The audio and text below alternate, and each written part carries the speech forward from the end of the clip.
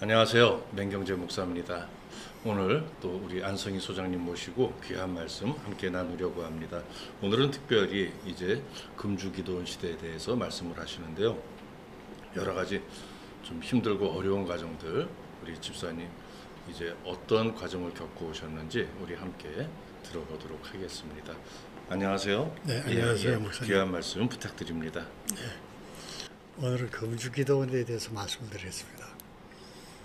알코올 중독자들이 끌려가는 마지막 곳이 금주기도원이었습니다. 한때는 기도원 전선시대가 있었거든요.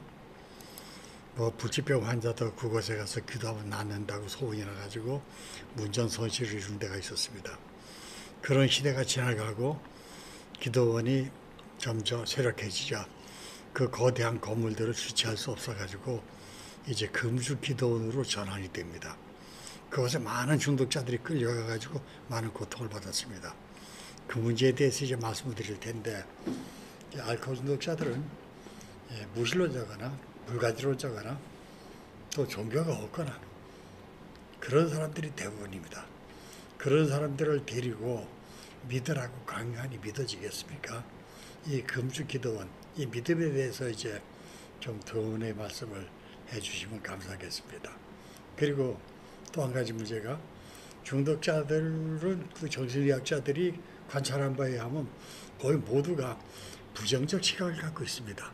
그분들은 긍정적인 것을 보는 것이 아니라 부정적인 것을 먼저 봅니다. 그래야 자기 마실 이유가 되니까.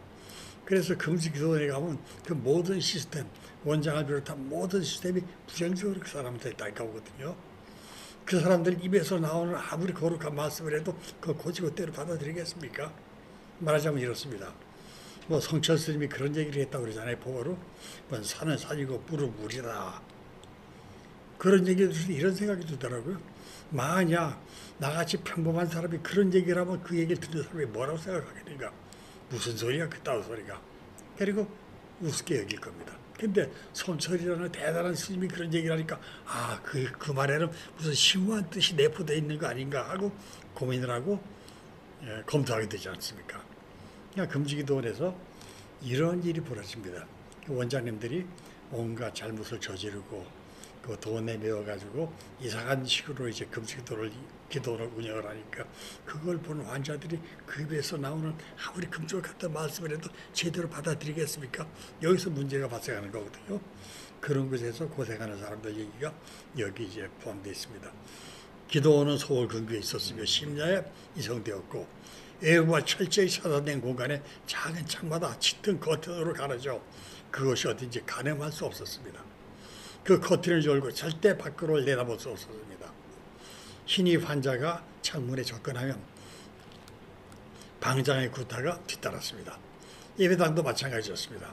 아침과 저녁 예배 시간에 예배당 창 밑은 외부에서 생활하는 고참들이 차지하고 환자들을 감시해 신입 환자들은 접근조차 할 수 없었습니다. 아침 시간이면 생선장수 차량에서 들려오는 호객방송으로 미루어 깊은 산속을 하니 민가가 있는 동네로 추측되었습니다. 하루에 2번 아침과 저녁에 드려지는 예배는 지극히 형식적인 것이었습니다. 찬송가 몇 곡을 부르고 원장 목사의 설교가 시작됩니다. 깡패 출신에서 하나님의 은혜로 거듭난 목사가 되었음을 자랑으로 내세우는 원장 목사의 설교는 성경적이기보다는 옛날 깡패 시절 싸움 얘기가 대부분이었습니다. 그런 자신이 하나님 믿고 거듭나서 목사가 된 것처럼 여러분들도 회개하고 술 끊고 훌륭한 예수 교인이 되라는 내용입니다. 금주기도원을 표방했지만 술에 관한 얘기는 오직 깡패 시절 술 마시고 싸움질한 얘기뿐이었습니다. 술이 왜 무섭고 어떻게 술을 끊어야 하는지 그 이야기는 전혀 없었습니다. 그리고 예배실에 이어진 숙소에 들어오면 숨막히는 일과가 시작됩니다. 입원 환자의 절반은 정신질환자고 나머지가 알코올 중독자였습니다. 비좁은 방마다 10여 명의 환자들이 수용되어 있었습니다.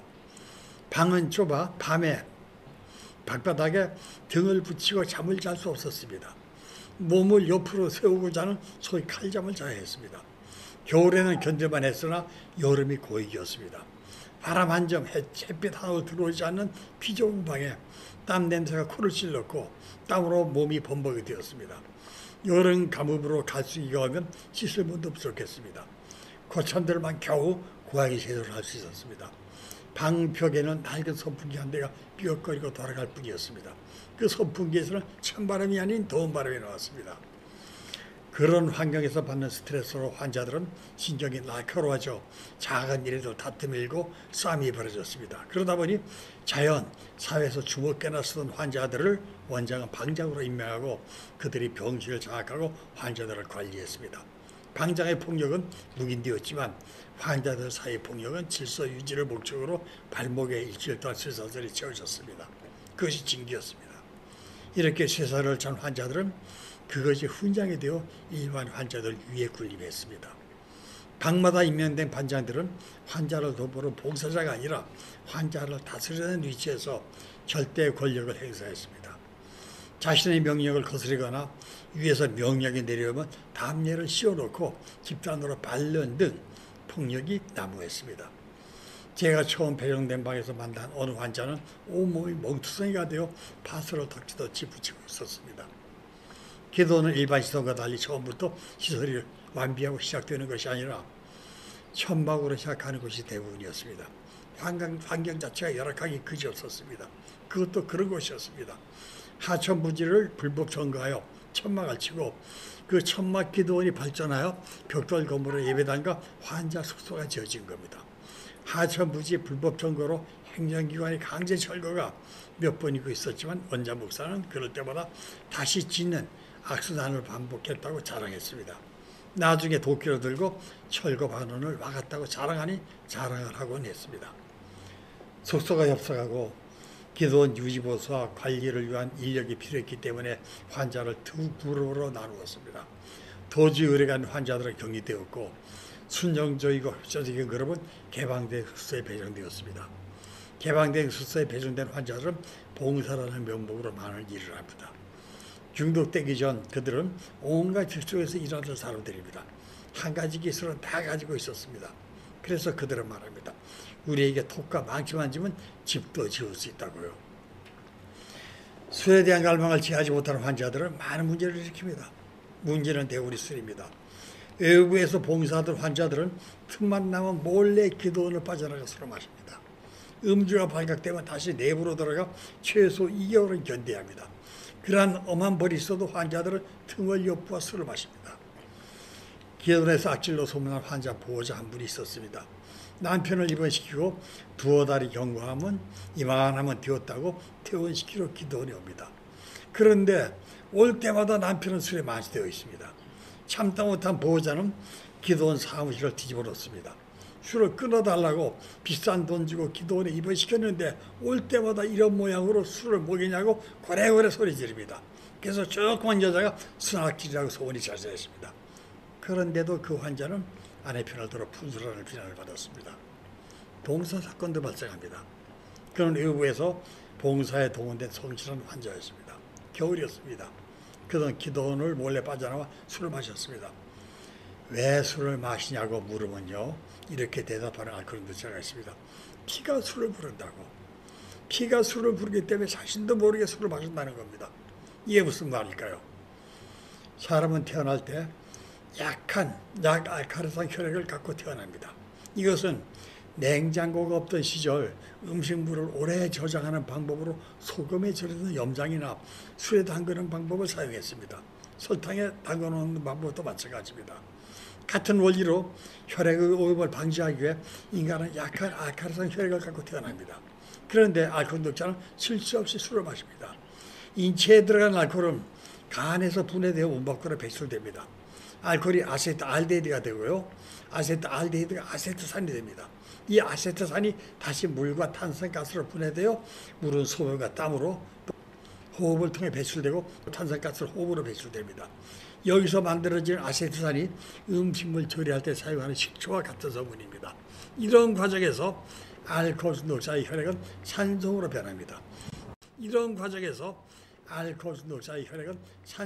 변합니다.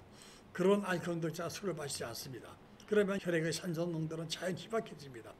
그래서 알콩도사 혈액은 오염을 방지하기 위해서 자기도 모르는 사이에 산성인 술을 부른다는 논리입니다. 그래서일까요? 그는 술을 마셨습니다. 만취 상태가 아니었기에 아직 정신이 말짱합니다. 술을 마신 사실이 발각되면 꼼짝없이 그 지옥 같은 내부로 들어가 2달은 햇빛 한올 보지 못하는 격리 생활을 해야 하기 때문에 그는 술이 깬 다음에 들어갈 요양으로 길 옆 양지만의 무덤을 찾아 술이 깰 때까지 기다리기로 합니다. 그는 그만 그 무덤에서 잠이 들었습니다. 날이 어두워져도 봉사에 나가 그는 돌아가지 않았습니다. 기도원에 비상이 걸립니다. 지원들과 외부 생활하는 환자들이 그를 찾아 나섰습니다. 시간이 한참 흐른 후 그는 무덤에서 시체로 발견되었습니다. 사망 원인은 동사였습니다. 사망 사실이 보호자에게 통보되고 보호자가 달려옵니다. 그리고 비공식적인 보상금인 장례비 명목으로 500만 원의 환자 개인 과실로 사건은 종료됩니다. 어떤 환자는 갇혀있는 환자들이 얼마나 술을 마시고 싶을까 하는 동병상련의 심정으로 술을 가져와 몰래 철장으로 격리된 창문 사이로 술을 밀어넣습니다. 원장에 들어가 보면 환자들 모두가 취해 있습니다. 그래서 철장 사이를 술병이 못 들어가게 좁히는 공사가 진행이 됩니다. 철장의 간격이 좁혀져서 술병을 넣을 수 없게 되자 새로운 방법을 고안해냅니다. 일종의 의리랄까요? 아니면 동병상련의 동지의식이랄까요? 그들은 이번에는 술병 입구를 천장 사이로 들이밀고 안에서 술을 받는 수법을 개발합니다. 밖에서 술을 따르고 안에서 받고 그렇게 그들은 술을 마십니다. 술을 공급한 범인을 찾으려 해도 절대 찾을 수 없습니다. 술꾼들의 의리를 절대 발전하지 않습니다. 그들의 의리는 조직병력배의 의리를 능가합니다. 한 알콩도치가 탈출합니다. 기도원에 비상이 걸리고 직원들과 외부 생활을 하는 봉사자들이 탈출한 환자를 찾기 위해 수색에 나섭니다. 어느 봉사자가 탈출을 시도한 환자를 발견합니다. 봉사자는 그를 잡는 것이 아니라 체포를 위해 출동한 직원과 봉사자들의 수색 위치를 가르쳐주며 잡히지 않는 길을 안내합니다. 그리고 도망치지 못하는 용기 없는 자신을 탓합니다. 격리된 생활에서 오는 스트레스와 풀 길 없는 가족에 대한 분노로 약한 환자를 괴롭히는 중 환자 사이의 싸움은 하루도 조용할 날이 없습니다. 식사 시간에도 다툼이 자주 일어납니다. 음식 때문입니다. 밥은 묵은 정부미를 주로 사용했고 반찬은 가을 거지가 끝난 다음 배추밭에서 걷어온 배추와 무시래기로 담근 김치와 약간의 다른 반찬이 전부였습니다. 다툼은 주로 배식에서 발생합니다. 식판을 사용하는데 주방봉사자들이 배식을 합니다. 처음 입원한 환자들은 음식에 전혀 입을 대지 못합니다. 그것은 병원도 마찬가지입니다. 입은 깔깔하고 목구멍도 아파 음식을 넘기지 못하는 경우가 대부분입니다. 위장도 음식을 받지 않습니다. 먹는 것도 없는데 설사도 심해 먹을 수조차 없습니다. 이런 상태에서 일주일에서 열흘 정도가 경과하면 식욕이 살아납니다. 그리고 먹기 시작합니다. 술을 마시는 동안 먹지 못한 음식을 한꺼번에 보충하려는 듯 먹기 시작합니다. 그래서 밥이 항상 부족합니다. 백식당번에게 밥의 추가 배식을 요구합니다. 그러나 백식당번들은 그들의 요구를 들어줄 수 없습니다. 급식 인원을 계산해주는 쌀로 지은 밥이기 때문에 누구 한 사람 더 주면 다른 사람의 밥이 부족하기 때문입니다. 더 달라, 안 된다. 백식당번이 무슨 벼슬이냐, 치사하게 바꿔지고 유세냐 등으로 시작된 말싸움이 주먹다짐으로 발생합니다. 이렇게 시작된 싸움은 직원들의 개입으로 끝나고 싸움을 일으킬 환자들은 발목에 쇠사슬을 차는 처벌을 받습니다. 이렇게 기도원은 크고 작은 사건으로 항상 시끄럽습니다. 그래서 기도원 사무실에서는 조용한 날은 이상한 날이라고 얘기합니다. 문제가 있는 날이 정상이라는 겁니다. 저는 입원한 지 일주일 만에 외부로 나왔습니다. 겨울 갈수기라 물이 기에 고참들만 세수도 하고 머리도 감던 숙소에서 해방이 되자 제일 먼저 한 일은 기도원 앞에 흐르는 시냇물로 들어가 머리를 감는 일이었습니다. 그런 저를 원장에 불렀습니다. 원장은 이야기했습니다. 제 아내가 저는 도망갈 사람이 아니라고 설명을 하며 외부 생활을 요구했다는 겁니다. 그러나 내부 생활을 해보는 것도 금주에 도움이 되기 때문에 일주일 격리시켰다는 겁니다. 외부로 나오고 2시간이 채 되지 않아 저는 소위 기도원 고참 2명에게 이끌려 아랫마을로 내려갔습니다. 집으로 전화하라는 친절이었습니다. 그곳에는 잠원 구멍가게와 공중전화가 있었습니다. 알코올 중독 치료기관에서 외부와의 연락은 엄청난 특혜입니다. 이런 기회가 오면 전화로 가족에게 퇴원을 애걸하거나 아니면 협박하기도 하고 아니면 일가 친척 또는 친구들에게 구원을 요청하기도 합니다.